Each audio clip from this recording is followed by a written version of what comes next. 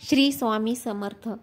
नवरात्रीच्या तिसऱ्या दिवशी चंद्रघंटा मातेची पूजा केली जाते।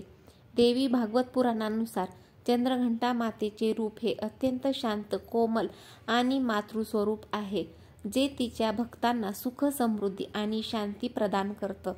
या दिवशी विशेष पूजा केल्यामुळे आत्मविश्वास वाढतो, जीवनामध्ये आनंद मिळतो आणि सामाजिक प्रतिष्ठाही वाढते।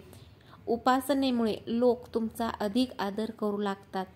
माँ चंद्रघंटाचे हे रूप हे विशेष करून साधे आणि शांततेचे आहे। ती आपल्या भक्तांची समृद्धी वाढवण्यासाठी प्रसिद्ध आहे।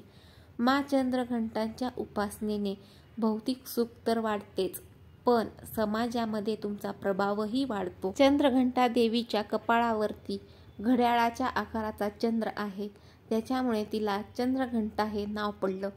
हे नाव हे तिचे देवी रूप प्रतिबिंबित करते, ज्याच्यामध्ये एक अद्वितीय तेज आणि प्रेम आहे।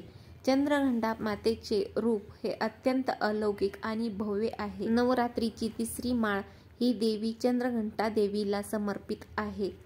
ह्या देवीचे स्वरूप हे अत्यंत तेजस्वी असून ती आपल्या ललाटावर चंद्र धारण करते, म्हणूनच तिला चंद्रघंटा म्हणतात। नवरात्रीच्या तिसऱ्या दिवशी अगदी मनोभावे आणि भक्तिभावाने चंद्रघंटा देवीची पूजा केली जाते। नवरात्रीच्या तिसऱ्या दिवशी मातेच्या चंद्रघंटा स्वरूपाची पूजा करून ओम देवी चंद्रघंटाय नमः या मंत्राचा जप करावा। या उपायामुळे तुमच्या सर्व मनोकामना ह्या पूर्ण होतील आणि जीवनामधील भीती, नकारात्मकता व संकटांपासून मुक्ती देखील मिळेल। मंत्र हा कसा करायचा आहे?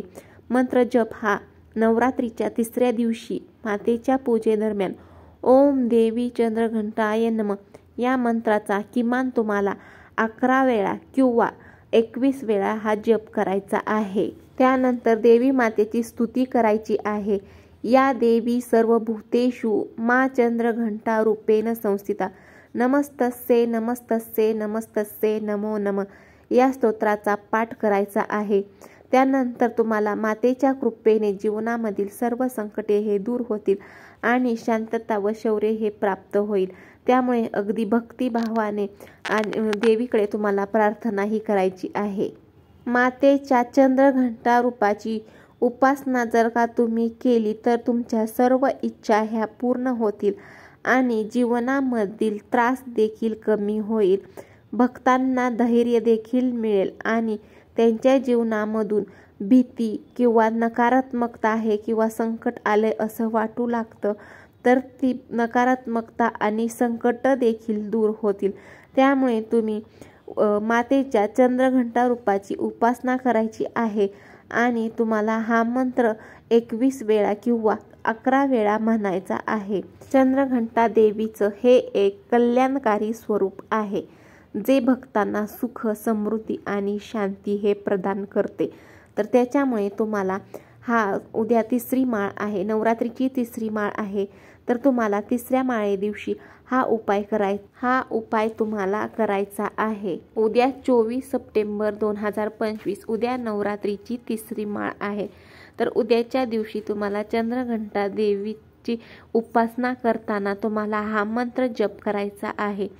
तर तो मंत्र जप हा ओम देवी चंद्रघंटाय नमः या मंत्राचा तुम्हाला किमान 11 वेळेस जप करायचा आहे।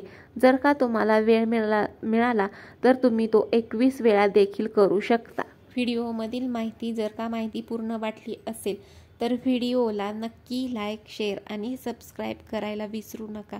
श्री स्वामी समर्थ।